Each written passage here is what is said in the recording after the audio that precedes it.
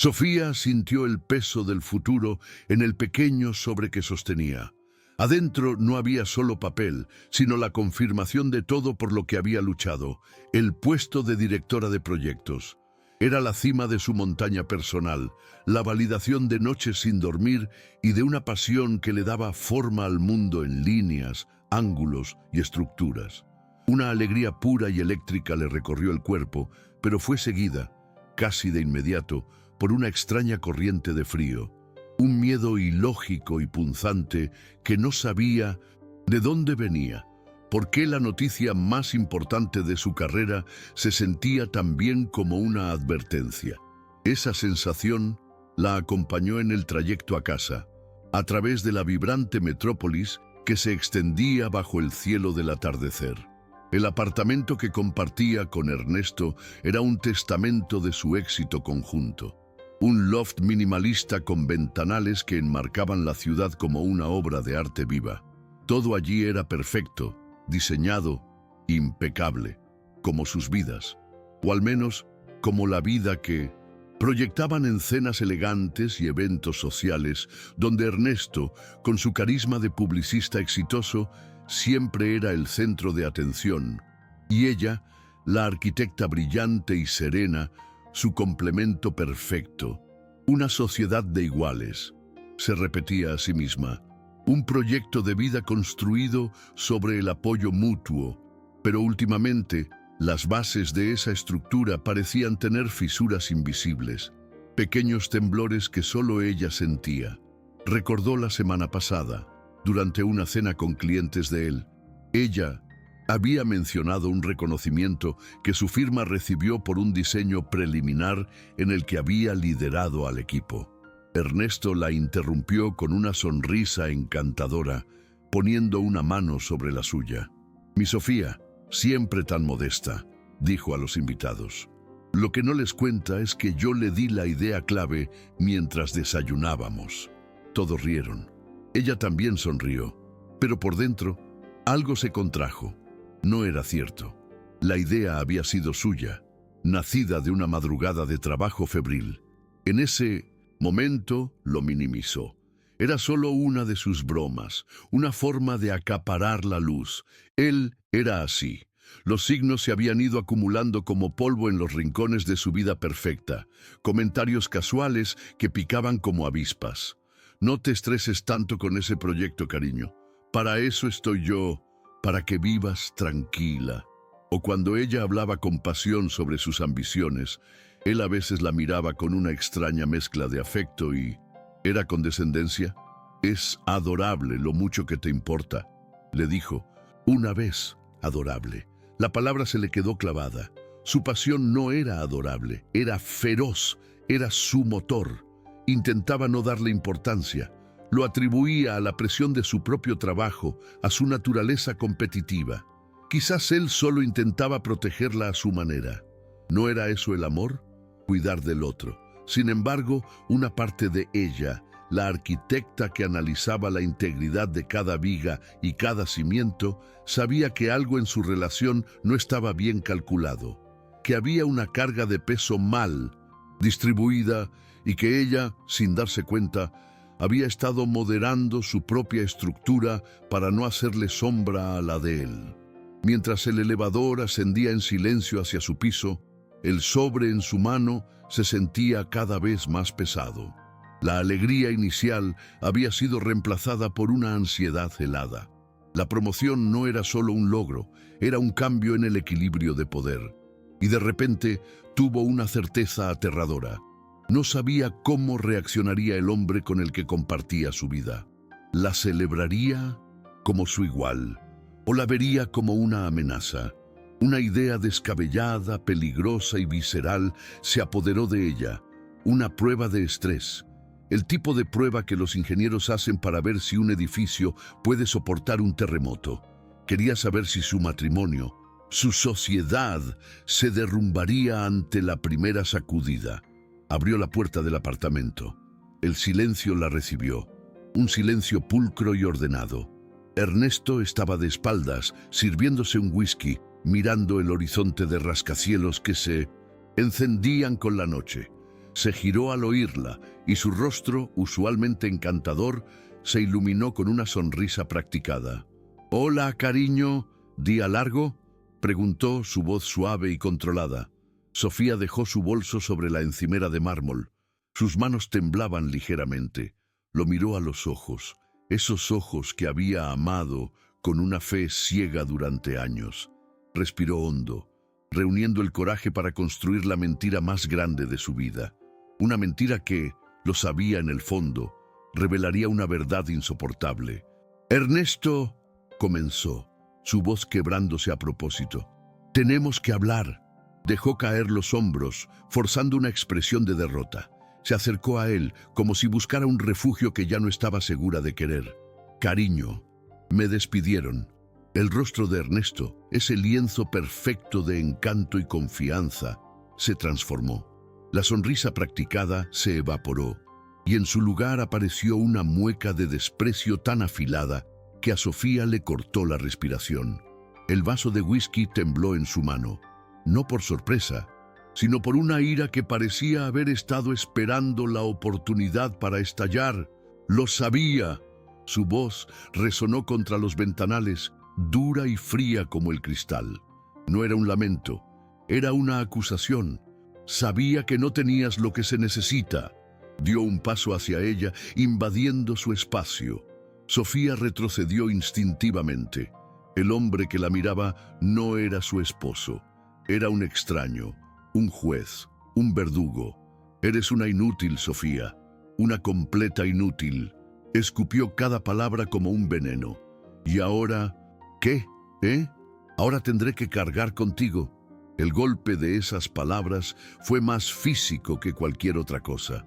Sofía sintió que el aire se le escapaba de los pulmones, que el suelo bajo sus pies se convertía en arena movediza.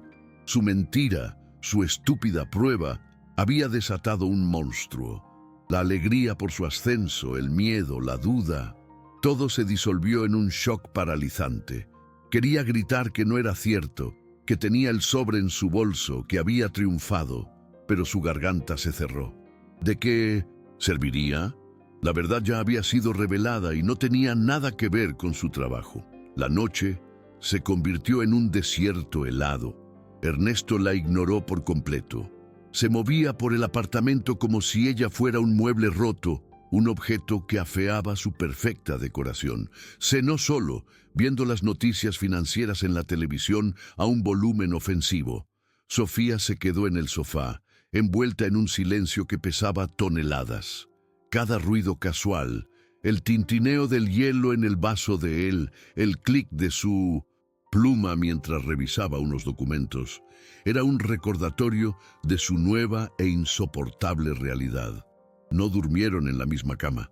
Ella se acurrucó en el sofá de diseño, sintiendo el frío del cuero a través de la ropa, temblando no de frío, sino de una desolación que nunca antes había conocido.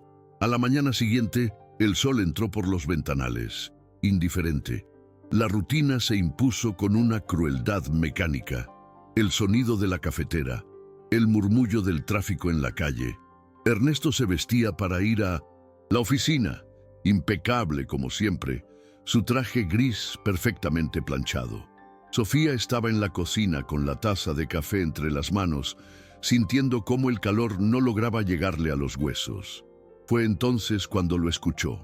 Él estaba en el estudio, con la puerta entreabierta, hablando por teléfono. Su voz era diferente, relajada, satisfecha, arrogante. «Sí, mamá», dijo, y Sofía se quedó quieta. «No, todo bien. Anoche le dejé claro quién manda aquí». Hubo una pausa.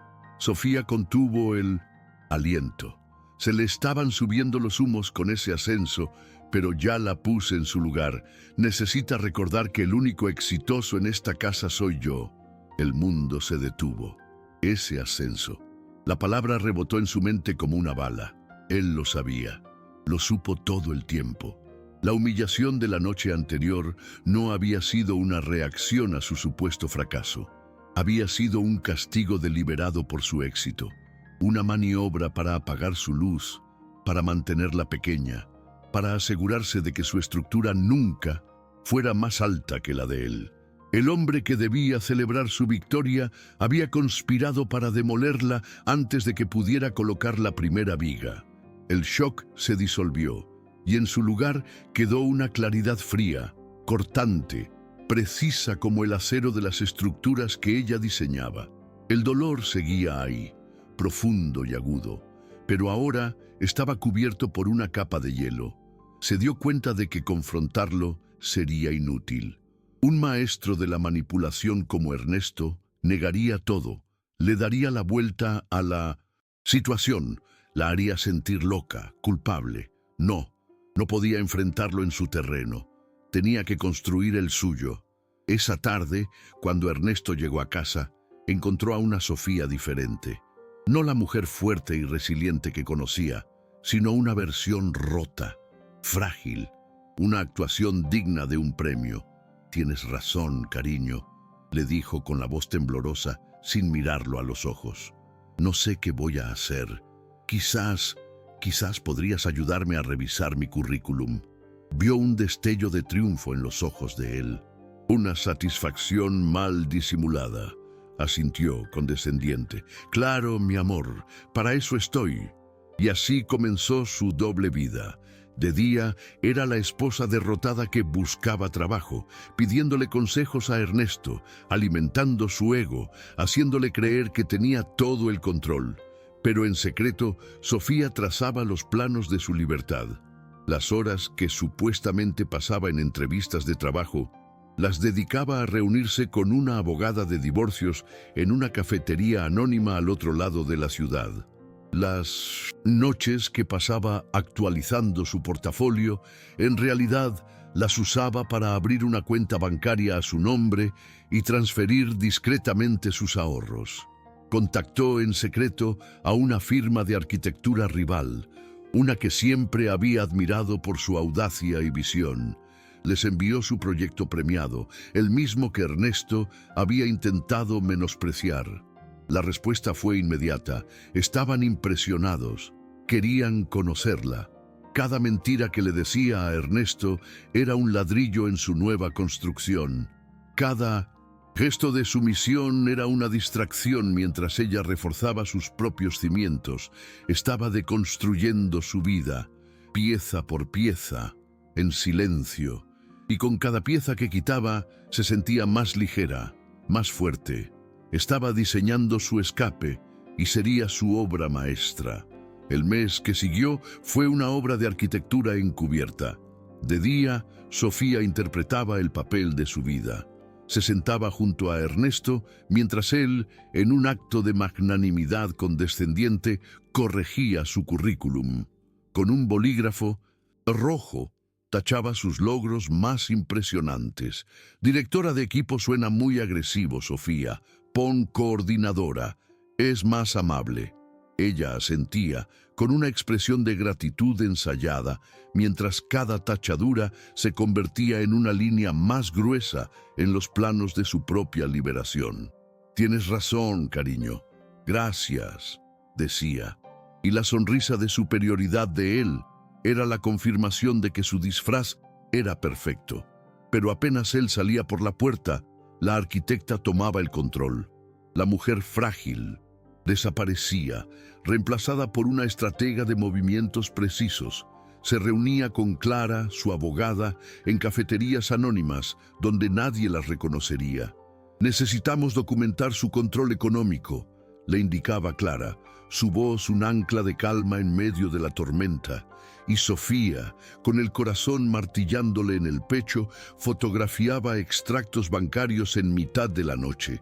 Movía sus ahorros a una cuenta nueva y se sentía como una espía en la vida que una vez fue suya.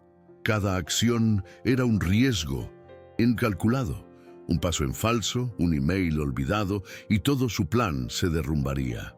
Un martes por la tarde, mientras supuestamente estaba en una entrevista para un puesto de asistente de diseño, Sofía se encontraba en la sala de juntas de Vanguardia Arquitectos. Llevaba un blazer de un azul intenso, un color que no se había atrevido a usar en meses. Frente a ella, los socios de la firma la escuchaban, cautivados.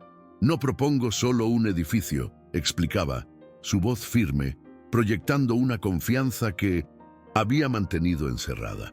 Propongo un punto de referencia, una estructura que dialogue con la ciudad.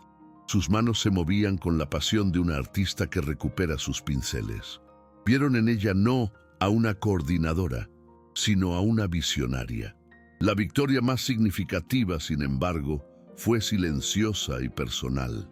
La firma de un contrato de alquiler para un pequeño apartamento en un barrio sin pretensiones. El espacio era modesto, casi desnudo, pero cuando el agente inmobiliario le entregó las llaves, un trozo de metal frío y vulgar, sintió una emoción tan pura que le cortó la respiración. Esas llaves no abrían un loft con vistas a la ciudad, abrían la puerta a su futuro, un lugar donde no tendría que encogerse para caber. Esa noche, por primera vez en mucho tiempo, durmió sin pesadillas, soñando con paredes blancas que ella misma pintaría. El peligro, sin embargo, nunca estaba lejos. Una noche, mientras cenaban, Ernesto la miró fijamente, sus ojos entrecerrados. «Estás distinta», dijo de repente, su tono neutro haciéndolo aún más amenazante. «¿Ocurre algo?» El mundo de Sofía se congeló. ¿Qué había visto? ¿Un rastro de su doble vida? Forzó una sonrisa cansada, dejando caer los hombros. «Es solo el agobio, Ernesto. Sentirme inútil me está afectando». Se levantó y le sirvió más vino, un gesto de sumisión que esperaba que calmara a la bestia. Él pareció creérselo, su ego una vez más su mejor aliado. Pero Sofía sintió el frío del abismo. Estaba caminando sobre un cable muy fino. La llamada definitiva llegó un viernes. Era de vanguardia. Le ofrecían el puesto de directora de proyecto senior y la libertad creativa total para el proyecto del muelle. Era más de lo que había pedido. Era todo. Al colgar, una calma glacial la invadió. Se había acabado el tiempo de planificar. Era hora de construir. El día siguiente fue un torbellino de actividad silenciosa y metódica. Una empresa de mudanzas, recomendada por su abogada por su discreción, llegó mientras Ernesto estaba en 1900. Su partido de golf semanal. No se llevaron los sofás de diseño italiano ni las lámparas escandinavas. Se llevaron sus libros, sus planos, su ropa, las pocas cosas que eran verdaderamente suyas. Vaciaron el apartamento de su alma, dejando solo el cascarón de una vida perfecta. Cuando el último camión se fue, el silencio en el loft era ensordecedor. El espacio, antes lleno de la tensión de lo no dicho, ahora se sentía como una catedral vacía. Sofía caminó hasta la mesa de centro de cristal. Con una precisión quirúrgica, colocó 2 documentos sobre la superficie impecable. El primero, un sobre grueso con los papeles del divorcio. El segundo, la carta de oferta de vanguardia, con su nuevo cargo y sueldo marcados con un rotulador. Eran su renuncia y su declaración de independencia. Se sentó en el sofá, de espaldas a los ventanales. La ciudad ya no le parecía una promesa, sino el testigo mudo de una demolición controlada. Esperó. No había miedo, no había ansiedad, solo la certeza de un ingeniero que ha comprobado cada cálculo.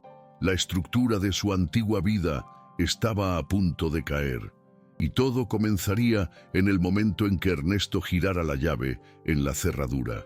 El sonido de la puerta cerrándose a sus espaldas no fue un portazo, sino un clic nítido y definitivo, como el de una pieza que encaja perfectamente en su lugar. En el pasillo silencioso, Sofía no sintió el vértigo de la caída, sino la extraña calma de quien finalmente ha saltado. Sabía que la guerra no había terminado, apenas comenzaba. El contraataque de Ernesto fue tan predecible como venenoso. Como publicista experto en construir y destruir narrativas, intentó demoler la de ella. Surgieron rumores en la industria, que era inestable, que había dejado su antiguo trabajo en medio de una crisis nerviosa, que su talento era una fachada inflada por su exesposo. Llamó a los socios de vanguardia. Su voz, una mezcla de falsa preocupación y sutil amenaza. Por un momento, el suelo bajo Sofía volvió a temblar. El miedo, ese viejo fantasma, le susurró al oído que quizás él tenía razón, que no podría sola. Pero algo había cambiado fundamentalmente dentro de ella. Ya no buscaba la validación en los ojos de nadie. Por cada mentira que Ernesto sembraba, Sofía ponía un ladrillo de verdad. Su verdad era su trabajo. Se sumergió en el proyecto del muelle con una ferocidad que sorprendió a sus nuevos colegas. No hablaba de sus logros, los construía. Sus planos eran impecables, su liderazgo, inspirador. La gente de Vanguardia no vio a la mujer inestable de los rumores. Vieron a una visionaria que llegaba antes que nadie y se iba después que todos, con los ojos brillantes de pasión. Dejaron de escuchar a Ernesto. Empezaron a escucharla a ella. 2 años después, el sol se refleja en el acero y el cristal del nuevo pabellón del muelle. Es una estructura audaz, elegante, que parece flotar sobre el agua. Es la obra maestra de Sofía. En la ceremonia de inauguración, una multitud de periodistas, políticos y arquitectos la aplaude. Sube al podio, no con el blazer azul de su entrevista, sino con un vestido rojo, que es una declaración en sí mismo. Su voz, al hablar, es firme y clara. Agradece a su equipo, a la ciudad. No hay rastro de la mujer que temblaba al mentirle a su esposo. Y entonces, entre la multitud, lo ve. Ernesto está allí, al fondo, casi oculto entre la gente. Su traje impecable no puede disimular la rigidez de su postura. Sus ojos se encuentran por un instante a través de la distancia. En la mirada de él, ella no ve odio, sino algo peor, irrelevancia. Él es un espectador de la vida que ella construyó sin él, sobre las ruinas de la que él intentó destruir. Sofía le sostiene la mirada, le ofrece una mínima, casi imperceptible inclinación de cabeza, no de desafío sino de cierre, y vuelve a dirigirse a su público. Él es el primero en desviar la mirada. La demolición estaba completa. Hoy, el apartamento de Sofía no tiene vistas panorámicas de rascacielos. Tiene una ventana que da a un árbol de jacarandá y a una calle tranquila. Las paredes no son blancas y estériles, están cubiertas de bocetos, fotos de obras en construcción y un mapa de una ciudad que ahora siente completamente suya. El aroma a café recién hecho se mezcla con el del papel y la madera. No hay sofás de diseño incómodos, sino un sillón viejo y mullido donde se acurruca a leer por las noches. Es un espacio imperfecto, vivido, real. Es su hogar. Su teléfono suena. Es Marco, su jefe de obra. Sofía, los cimientos del proyecto del centro están listos. Deberías venir a verlo. Es una bestia. Ella sonríe. Voy para allá, responde. Y en su voz hay una alegría genuina, una ligereza que antes desconocía. Se pone unas botas de trabajo, se recoge el pelo en una coleta y toma su casco. Al salir, se mira en el espejo del pasillo. Ve a una mujer de casi 40 años, con algunas líneas de expresión nuevas alrededor de los ojos y restos de polvo en la mejilla. No ve a la arquitecta brillante de Ernesto. Ve a Sofía, simplemente a Sofía. Y por primera vez en su vida, eso es más que suficiente. La demolición de su antigua vida no había sido un final, sino la limpieza necesaria del terreno. Descubrió que las estructuras más fuertes no son las que se ven perfectas por fuera, sino las que tienen cimientos profundos, construidos en la verdad de quién eres. El dolor, la traición, el miedo, no fueron más que la prueba de estrés que le demostró de qué estaba hecha realmente. A veces, para construir tu propio rascacielos, primero tienes que dinamitar la casa que te mantenía pequeña. Porque la verdadera libertad no es tener una vista perfecta, sino ser la arquitecta de tu propio horizonte. Comenta desde qué país estás viendo este video. Y si quieres escuchar más historias de coraje y renacimiento, suscríbete al canal.